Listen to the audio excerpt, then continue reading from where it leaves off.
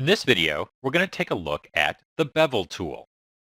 I'm going to continue with my fence section here, and we just want to zoom in to this top area here. I'm just going to select a face and hit F, frame that up. And I have a lot of extra edges here, but what I'd like to do is give this more of a rounded top to this particular post. So to start, I'm going to get rid of some of these extra edges because they're going to end up getting in the way of inserting a bevel. Getting rid of all those there is just going to leave me with a T. So with the edges selected, I'll hit Delete on the keyboard. Whoops, extra there. Get rid of that. That's exactly what we're looking for there. Now that leaves open vertices, and that gives me n-gons here. So I want to clean that up before I add my bevel. We're going to open the Modeling Toolkit, and that's this icon right here. This contains my Bevel tool, but a lot of other tools that can help me clean up a model. You also might notice too here we have Extrude, we have Bridge, and possibly some other tools that you're familiar with.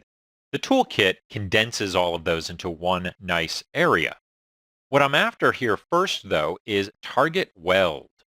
This will allow me to grab components and merge those components together simply by clicking and dragging.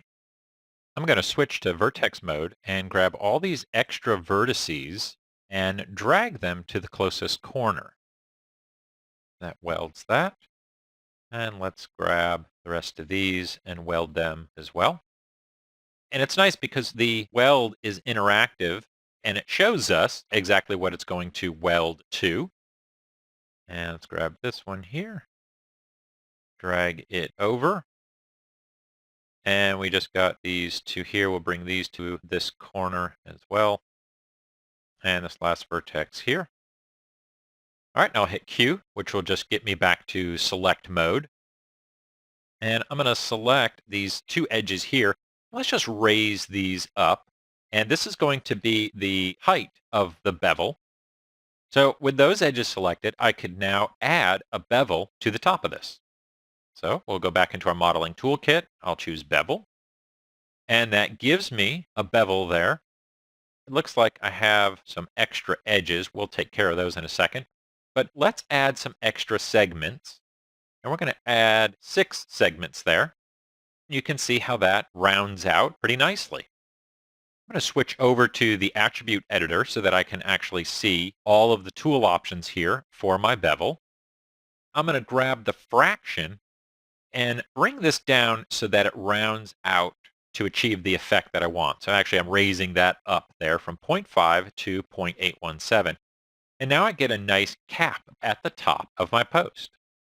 Let's just go back here and let's see what's going on with these vertices. And I'll just hit W. We just need to drag those down a little bit.